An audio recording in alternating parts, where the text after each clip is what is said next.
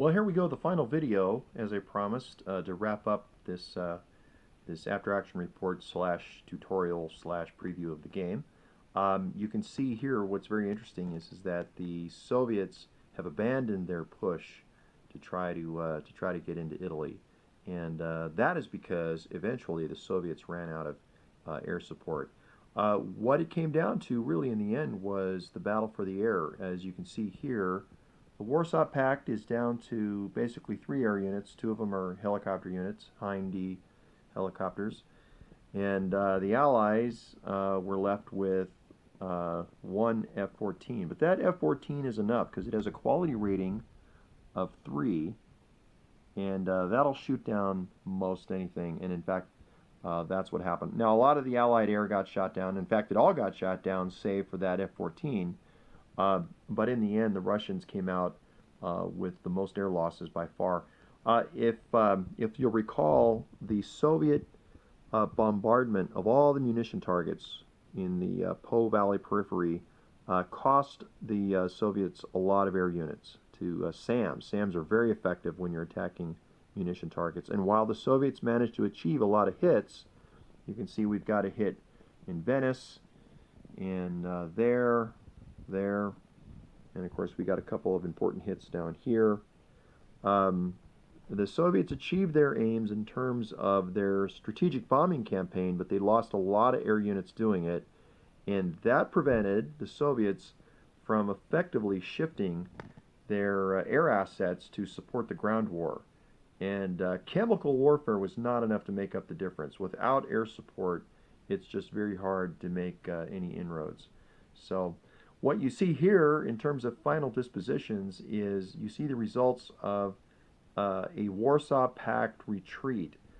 If you take a look over here, you can see down this way, what we have is we've got, let me focus here, there we are, we've got the result of a sudden Allied counterattack, which happened here, and that managed to wipe out a Soviet tank division. And that pretty much spelled the end for the Soviet drive. Without air support, the Soviets couldn't compete with the kind of firepower. You know, the Italians are not strong units in terms of strength points, but they have a lot of shifts, and that represents artillery and other assets. You'll take a look here. We've got a couple of normal line units, but then look at that. We've got an artillery unit, 2 shifts for that, another artillery unit, shift for that, engineers, a shift for that. We're already up to 4 shifts, and the Marine Expeditionary Brigade participated in this attack. They had 2 shifts, and you'll see there's another shift, and another shift, and another shift. The Allies were suddenly able to put down a lot of shifts. So while the Italian units are not inherently strong, all the shifts that they can muster really do create quite a little bit of firepower. And of course, in addition, because the Soviets have been using chemical warfare all game, the rules allow the Allies to, of course, use chemical warfare as well.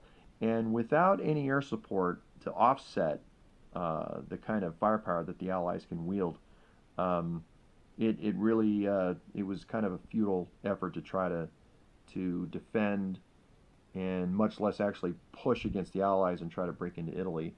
Even with these peaks here, which make good defensive terrain, because the peak will impose a 4-shift penalty. There we are. That's pretty hard to fight against. If the enemy player can kind of throw some air down, it's hard to dig guys out of those peak hexes. But, you know, when you're throwing 9 shifts down with engineers, artillery, and Marines and everything else, suddenly these don't become so formidable. So, of course, the Soviet player realized that, and he decided that he had to back up and start to form his own defensive line, because this Allied force was going to really be able to come in here and start turning the tables. Now, the Warsaw Pact player, the Soviet player, he's got to worry about, there are some cities around here that they impose victory point penalties to the Warsaw Pact should they lose them. And that's 5 there, that's 5 there. Look at that, there's 30 for the city of Pest, the half of Budapest that's on the other side of the river.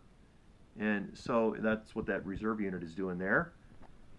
And so, the Warsaw Pact player can't allow the Allies to break through here and go capture any of those. I mean, that's a guaranteed loss all day long. However, as long as they can form a line and they can force the Allies to try to have to slog their way through all this difficult terrain, with only essentially 5 turns left in the game, there was no way the Allies were going to make it all this way. They couldn't get there in time. Even if they had no Soviets in the way, it would take a couple turns going down the roads to get that distance, but impossible with all the fighting they'd have to do just to get into any kind of open field. So that pretty much ends the game right there. Now, you may ask yourself, well, does that mean the Soviets lost the game? No, it does not. And the reason why is because although the Warsaw Pact did not manage to break into Italy, and had they managed to break into Italy, they might have gotten about this far. Ultimately, their goal is to get down to the Po River, and according to the rules, what they really want to do is they want to capture these bridges, and they want to capture that city and some of these towns around this way.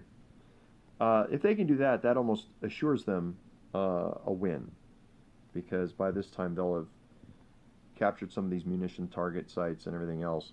But that never happened in this game. It didn't even come close. And of course, this really replicates exactly the kind of problems that happened during World War I. And this terrain is just extremely difficult to fight through.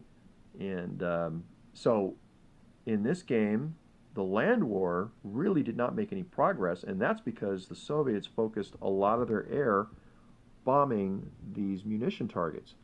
And they did so basically successfully, because even though they lost a lot of air to SAMs, they hit enough munition targets that awarded them some victory points. And when the die rolls all came out in the end, guess what happened? The game turned out to be a draw. The Soviets achieved just enough victory points by way of bombing the various munition targets, and particularly these down here. These are worth a lot. There's La Spezia, and so the way this works is that this was worth, I think you roll 4 dice and you pick the highest die roll. This is just a straight up die roll, and I think the Soviets managed to get 6, and 6 is the victory points you need for a draw. If you get greater than 6, the Soviets win the game, and if you get less than 6, the Soviets lose. Well, I managed to roll exactly 6 with the combination of dice, so that turned out to be a draw game. And listen, I'm happy with that, because this is probably exactly how this theater of war would go down. The Soviets would come down here and try to bomb Italian industry, and there would be a real serious slugfest through these mountains. And it's interesting because you might start to get the impression that the Italians knew what they were doing with the kind of force that they formed up here, because while these units, they're not strong inherently, as I mentioned, all the shifts they've got, which represents the firepower that they're actually able to wield, they can provide quite a bit of punch. And you get these guys, these small units, in the right terrain, and because they're small, a lot of these companies and the battalions and things like that, they don't count for stacking purposes, so the Italians can form up some pretty good little stacks. And while the Italian army looks weak conceptually, in actual practical usage, they're not weak at all if you get them in the right kind of terrain.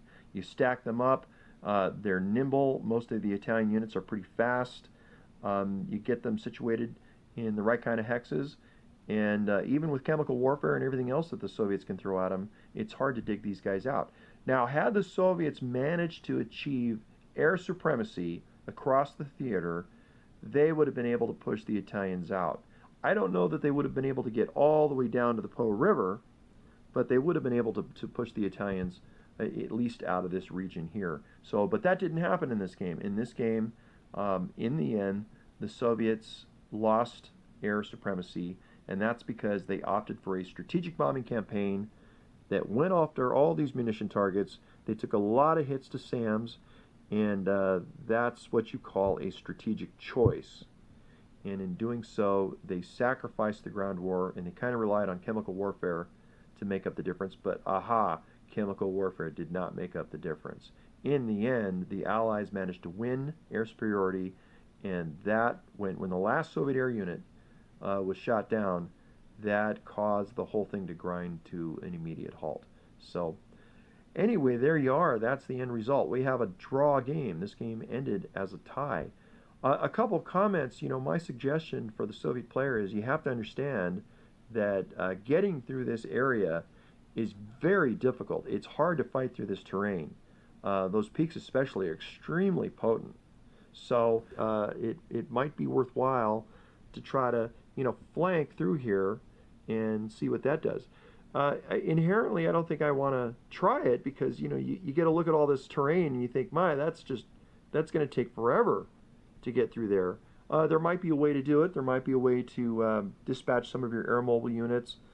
Come along here, keep some of these guys tied up or so, and I don't know. It's something to experiment with. I haven't tried it yet. All the times I've played this game, I've tried to just come through this narrow little area, and of course that facilitates the defender greatly because he can really benefit from kind of bottling you up in here. But there may be other ways to achieve a win.